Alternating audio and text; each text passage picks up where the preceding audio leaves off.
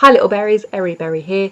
This video is going to be about autism and stress. I have recently had to be signed off work for stress. I've now gone back to work.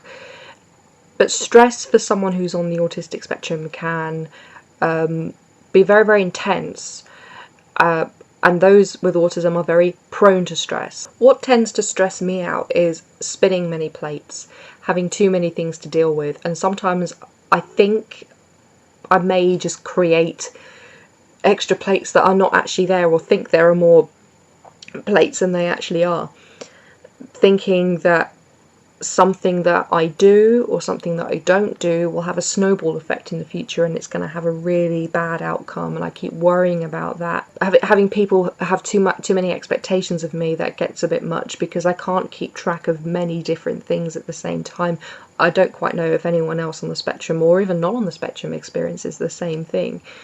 But one difficulty that people on the spectrum have is being able to identify emotions and be able to know when things are escalating before they get to a point where they're at 100% capacity. I remember I was at work and I hit that 100% and I had to leave that day. I just wrapped up a few things I needed to wrap up and I went and I was off for 2 weeks. I needed those 2 weeks off. Quite a lot of the time I did get bored, but that was a good thing because I hadn't been bored all the time I was stressed, because there was always something I had to worry about, there was always something I had to do. And to actually not deal with something and therefore have other things to do enabled me to do things that helped calm me down. A lot of the time people on the spectrum will do something that others may find a little bit strange. For example, they will repeatedly tap their hands, drum the desk, or rock backwards and forwards, be focusing very much on the fingers. I do that a lot. Or count, multiply numbers, or try and recite something, or try and remember something. And sometimes that repetitive motion and action will help calm us down. What I find works for me is watching the same program or the same film over and over and over, not wanting to go to anything new. Because if I know what's happening and yet I find it entertaining and puts a smile on my face, there's no surprises. It is about repetition. I remember when I was 4 years old, we got our first VHS cassette tape player. This was in the late 80s. And the first 3 videos my mother bought us were James the Cat, The Snowman with the original David Bowie introduction, and also Sooty. I was a huge fan of Sooty. And I always asked my mum if I could put the video on, because I didn't have a video player in my room at the time. So I was always very, very happy when I could watch Sooty, and I watched it again and again and again, but never back to back. When I then bought some other videos, I think the next one we got afterwards was Care Bears, I think one of the old Care Bears ones, is that I realised it was one of those very old VHS players which didn't come with a remote control, and you didn't just press rewind once, you had to hold your finger on it. And I realised I could spin it back, although my mum never told, she always told me never to touch that button, and I could watch it again. And I asked Mum if I could rewind the tape and immediately watch it, all the Care Bear episodes all the way back, and she immediately said yes, you can, because she knew that it kept me quiet, it kept me calm, even though I didn't have a diagnosis. I would repeatedly listen to the same songs over and over, and that repetition always kept me calm. I could always be in that zone, and I never got bored with it because I'd always watch something that kept me entertained, that I'd never get bored with. And I'm not content to just watch a film once, and I could never understand when people said, oh, I'm not going to watch that, I haven't long seen it. Well, watch it again. There's nothing wrong with watching it again. You'll get that buzz again, but not everybody likes that. My mum never did. She never liked to watch the same thing after, maybe about 2 years. She might watch it again, but that's it. So to get my mum to watch a video with us was quite difficult. I actually have a fidget cube, and I was using it at work months ago, and I was told to stop because it was making too much noise.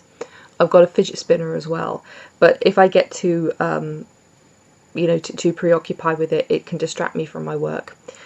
The day that I went home, when I was feeling stressed, I was not only crying and panicking, but I was constantly doing this with my hands. I was drumming my hands on the table, and it was causing me pain, but I kept doing it. One thing I have noticed when I am stressed, and it took me a long time to notice, and other people have pointed it out as well, is that when I am stressed, I tend to just rub my face. I tend to grab my face and just push my hair right back, and then do the same, push my hair right back. And sometimes I dig my nails into my head, and that's an indicator. But sometimes I don't realise I do it, and my manager didn't say to me, look, I do notice you do that. If that's an indicator that you're stressed, let me know. But I was trying to say to him, I don't always know that I'm stressed until I get extreme, and I've therefore got to be able to identify triggers. So if people say to me, Erin, you're drumming on the desk again a bit too much, or Erin, you're rubbing your head a lot, or whichever, if people notice it, or if I check myself and realise what I'm doing, that is an indicator, and I should say to my manager, I am stressed at the moment, this is getting too much for me, I need to just ease off a little. But there's a part of me that thinks, I am a team player, I don't want to let everybody down, I've got a job to do. While I'm here, I have to do my job. I've got no choice over that. I'm either here or I'm not. But they are very, very good. They will always help if I'm in a situation where I need help. But sometimes letting somebody know, look, you're not coping, it can make you feel guilty. It can make you feel even more stressed, because you feel like you're offloading your stress onto somebody else that really doesn't need it. But also you feel as if they're doubting you, or they're trying to flip it so that you will admit that you're not stressed and that you're just trying to make things easier just for the sake of making it easier. But that's how I feel. I don't like admitting when I'm stressed. I don't like asking for help for that reason, because I feel as if I'm asking for special treatment, and I don't want special treatment. But at the same time, I don't want to be off work again, and I've never been signed off work before. So that was really, really difficult. I came back to work, and I actually have to say it was okay.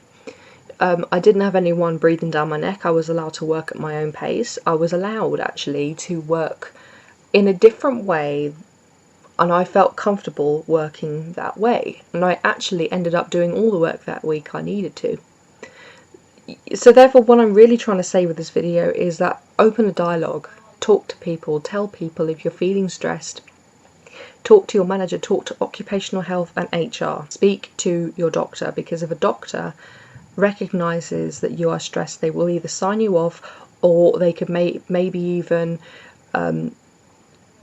I don't know, write a letter to your employer maybe, I'm not sure, just to explain this is going on with this individual. They do need to be monitored, they do need to have somebody have an HR or occupational health meeting to find out exactly how their work life can be made easier, because it's better for you to be at work and have provisions made for you than for you to not be at work. It's not easy for everybody, because some people are in jobs where they're told to not whinge, complain or anything and just get on with it. Employers do have to realise that mental health can be really debilitating, and it could be one of the main reasons why people are off.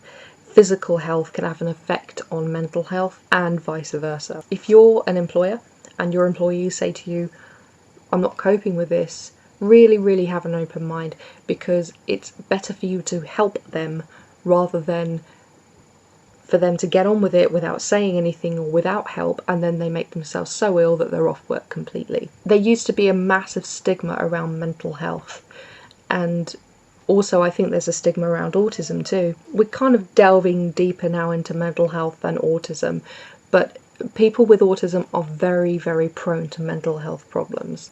Autism is not a mental health condition, it's a neurological condition, but it's coping with autism that can put a strain on our mental health. It also puts a strain on the mental health of parents and carers for those with autism too. So if you are a carer or a parent with a child or adult with autism, please don't be afraid to ask for help. Anyway, I hope you've enjoyed this episode. As ever, thumbs up, comment and subscribe. Thank you very much, and I'll see you later, little berries. Bye bye.